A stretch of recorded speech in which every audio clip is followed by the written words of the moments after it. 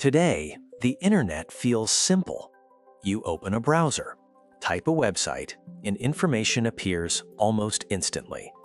But behind that simple action is one of the most complex engineering systems ever built.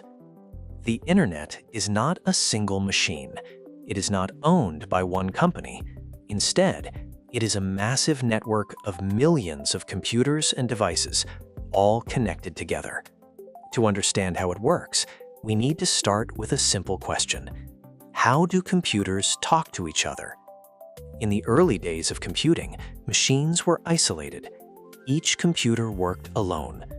Researchers soon realized that if computers could exchange data, they could solve much bigger problems. In the 1960s, scientists began experimenting with connecting computers using communication lines. This idea eventually led to the creation of the first experimental computer network. One of the earliest networks was called ARPANET. It was created in the United States in 1969. The goal was simple but ambitious. Researchers wanted a network that could continue working even if part of it failed. Instead of sending data as one large block, the system broke messages into small pieces, called packets. Each packet could travel independently through the network. If one path was unavailable, the packet could simply take another route. This concept became known as packet switching. It is still one of the core ideas behind the modern internet. By the 1970s, more universities and research centers began connecting to the network. But there was a problem. Different networks used different communication rules. Computers needed a universal language. That language became TCP/IP. TCP stands for Transmission Control Protocol and Internet Protocol. Think of it as the rule book that allows computers to communicate. It defines how data is divided into packets, addressed, transmitted, received, and reassembled. IP is responsible for addressing. Every device connected to the internet receives a unique identifier called an IP address. An IP address works like a postal address. It tells the network where data should go. For example, 192.168.1.1. This number allows computers to find each other across the network. But IP alone is not enough. That is where TCP comes in. TCP ensures that packets arrive correctly and in the right order. If a packet is lost during transmission, TCP requests it again. Together, TCP and IP make communication across the internet reliable. When you request a website, several steps happen almost instantly. First, your computer needs to find the server that hosts the website. But humans prefer names like google.com, youtube.com. Computers, however, use IP addresses. To translate names into addresses, the internet uses a system called DNS. DNS stands for Domain Name System. You can think of DNS as the phone book of the internet. When you type a website address, your device asks a DNS server, which IP address belongs to this domain? Once the correct address is found, your computer can begin communicating with the server. The request is broken into packets. Each packet travels through routers across multiple networks.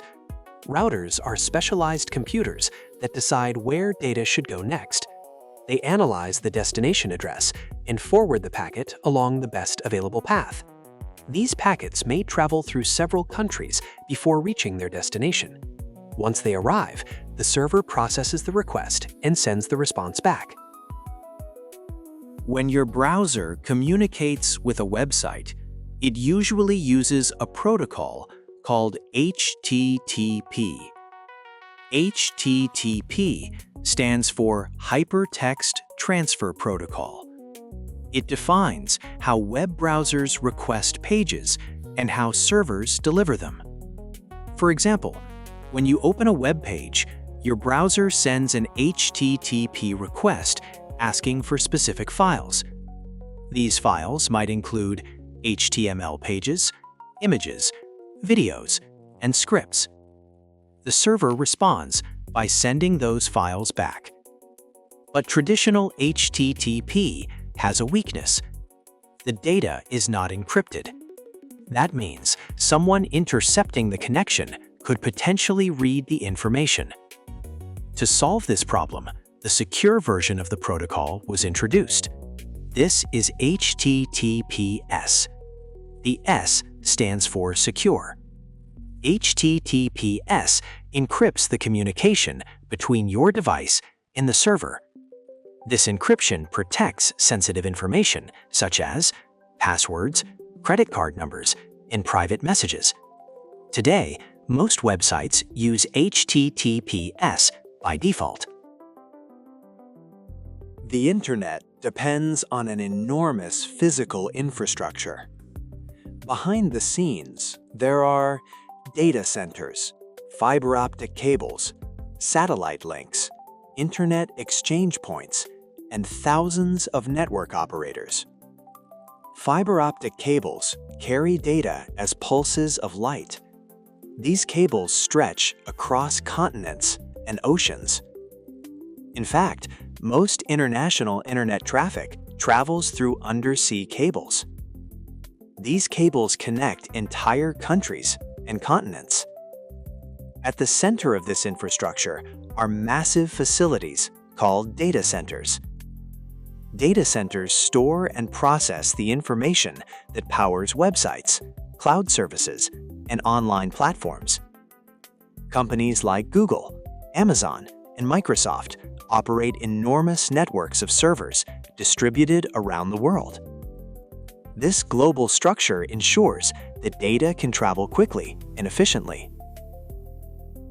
Today, the Internet connects billions of devices, not just computers, but also smartphones, smart televisions, cars, home appliances, security cameras, and industrial machines. This expanding network is often called the Internet of Things, or IoT. Despite its complexity, the basic principles remain the same. Data is divided into packets. Packets travel across networks.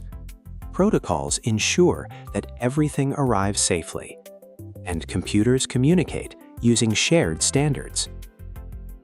The Internet may feel invisible, but every message, video, or website request travels through a vast system of networks, cables, routers, and servers. It is one of the most important technological infrastructures ever created, and it continues to grow and evolve every day. The next time you open a web page, remember that behind that simple click lies a global network connecting billions of devices across the planet. That is how the Internet works.